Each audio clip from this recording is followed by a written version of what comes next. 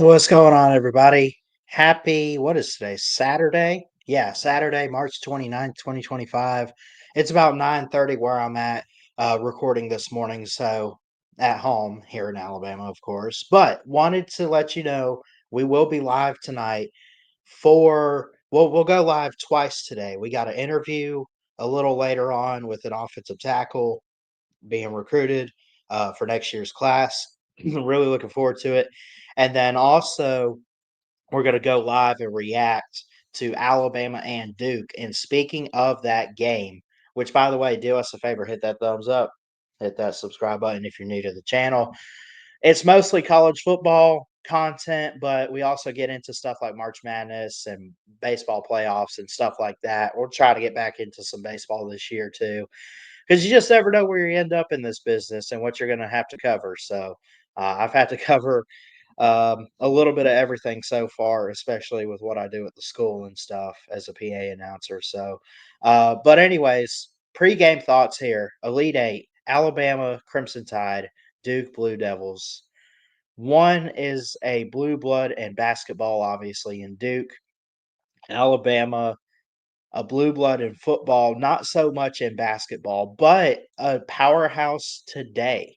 This game tips off at 8:49 Eastern time tonight. Duke comes into this game favored by 6.5 points, rightfully deserved. Let's go ahead and share the screen and just kind of look and talk about this game here. Um, because when I look at Duke and Alabama, I look at two teams that have earned their way here to the Elite Eight in the East region. I want to say it's evenly matched, but the way I think it's kind of one team has one side of play better than the other. Like Alabama, I would give the offensive advantage, but then defensively, I would give it to Duke. Well, what do you need more today in basketball? I'm still trying to figure that out a little bit. I still want to say defense wins championships in basketball, and I know we've kind of gone in football to an offensive era. So okay, cool. Duke's a one seed, number one overall seed, 34-3 on the year, right? Alabama 28-8. That's still a really good record.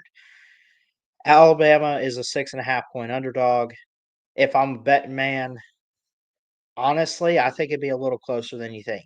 Even if Duke wins, I could see this coming down to the wire with a late layup or, a 3-point shot to win it. Or I would take Alabama plus 6.5. Now, I don't bet, I don't gamble, I don't do any of that, but that's just what I would probably do.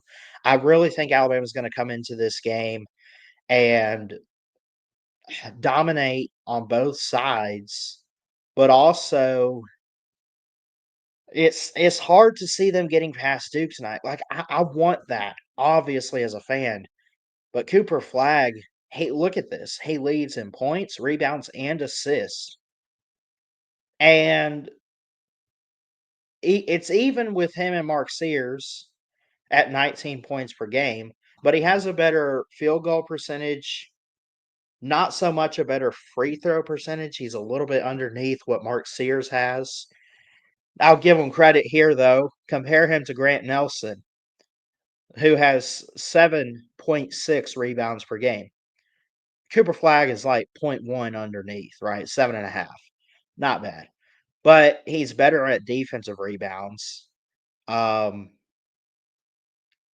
and yeah, I mean that's really the only category compared to the Alabama squad that Cooper Flag leads in. But he's still really, really good. He's got 1.4 steals on the year on average and one and a half blocks or so. They got some other guys out there like Con Nipel, or how do you say it? Tyrese Proctor. I know how to say that. Isaiah Evans, Caleb Foster. They got some studs down there at Duke. Let me ask you this, and I don't like to play the hypothetical game, but like if this same Duke team, who's really really good, would they be just a teeny bit better of a team if Coach K was still there? Now I know he's not. he's retired. He's enjoying his life. Congratulations. But he was a legend. But it's amazing to see Duke be just as good without him. You know, it really is, I think. And I think that Duke has been probably the most complete team out there this year. I don't want to say they're unstoppable, obviously. I don't want to do the whole unbeatable thing. But I will say that John Shire, who's entering year three, um, or who's in year three, not necessarily entering it. um, so he's doing really, really good. He's doing really good. And it looked like it was a bump in the road at first, you know, when he first got there and took over. He played for Coach K, obviously. He was a guard and um, was drafted or undrafted in 2010, whatever. But he played for like 4 or 5 years at Duke. He was really, really good. Um, he's won 2 ACC tournaments so far. He's only had the one season this year as the regular season champion, but he's won two. He won 2023 and this year. So anyway, I could go on. John Shire is doing really good with Duke this year. Now, where would you put him in the category of Coach K? I don't think anybody should be talked about. I don't even think Nate Oates should be in that conversation as a great head coach like that, because Coach K was just in a league of his own, just so elite and dominant as a coach. I mean, it's like talking about Nick Saban of football, right? Anyway, but getting back to this game itself, I think Duke is the better team. I do think they're better than Alabama. The question is, because of how fast Mark Sears and company plays offensively, can Duke's defense match the rhythm? Can they match the speed? We've seen them match quite a few fast teams this season. When you look back at the tournament run and everything, I mean, Arizona, really, really good. Um, Baylor, Mount St. Mary's. Not that I'll really give them much credit on that. I mean, that was, Mount St. Mary. That was round one, whatever, you know. But here in the Elite Eight, and they took a couple losses. They took 3 losses on the year. They lost to Clemson, tournament team.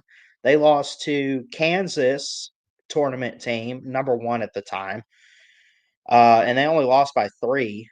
And then they lost by to 19 Kentucky, 77-72. What's that, 5 points? By the way, 77-71, a 6-point game with Clemson. They can be beat. You just have to outmatch and outscore them. You got to play fast. You got to play physical. You got to match their speed, probably be even faster than they are. That's how you beat Duke. That's how Alabama takes care of business tonight. We will be live for the game. I'm looking forward to it. I don't want to predict this game necessarily, if because I don't know. I really don't know because of how good Duke has been. And you can say whatever you want to about, well, the schedule that they had, and maybe they're not as good as you think. And, Alabama will be right back in the Final Four because of that. That's possible. But what about Alabama? Will we say the same thing about them? I mean, I think these teams could possibly be not necessarily evenly matched.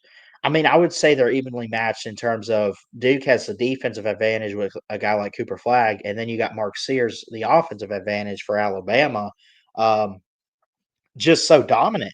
I mean, both teams have multiple great players, but they have that one standout star.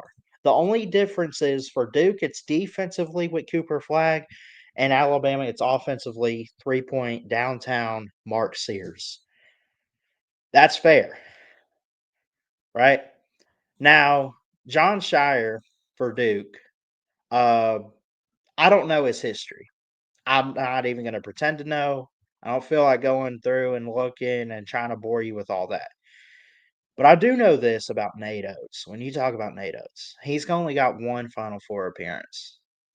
He's only got one Elite Eight appearance last year. Before that, he kept losing and losing and losing in the Sweet 16. I also know this about Alabama. They didn't come this far to lose. They did not come this far to lose.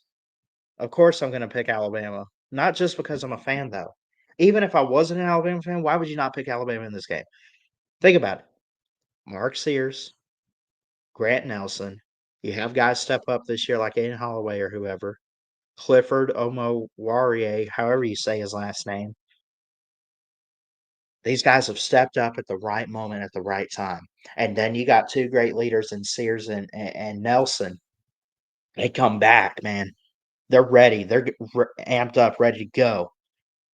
They want this. They need this. They know what it takes to get to it.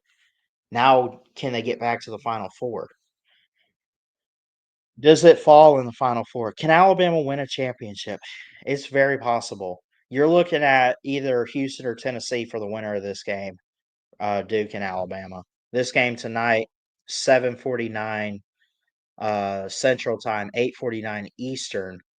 When you look at it, and then tomorrow, Auburn, Michigan State. Auburn's looking really good. You also have today to start things off, Florida and Texas Tech. That worries me because you could get Alabama against Florida or Auburn in the championship if Alabama does make it. I think Florida is going to be in the championship game. The question is who's going to be there with them. And honestly, I think this is the game. I think either Duke or Alabama, even though they still got one more game before the championship, if whoever wins tonight, why would it not be the winner of this game? Because Duke could slay a giant in Alabama, or Alabama can slay a giant in Duke. And then what? Who's going to stop them in the Final Four? I don't know. I mean, I know who they're either going to face is Houston or Tennessee, but I still think Duke's better than both of those teams, and I think Alabama's better than both of those teams, regardless of what Alabama and Tennessee went through this season. I think if they played today, Alabama could dominate Tennessee. Not necessarily dominate. I'll take that back. But they could win, right? They could do that. I got to hear from you guys in the comments. I know I'm going on 13 minutes on this video, but I love y'all. Let me know what you think. And don't forget, we'll be live tonight for the game. I love y'all. Jesus loves you. God bless. A roll tide. Let's go win this, boys.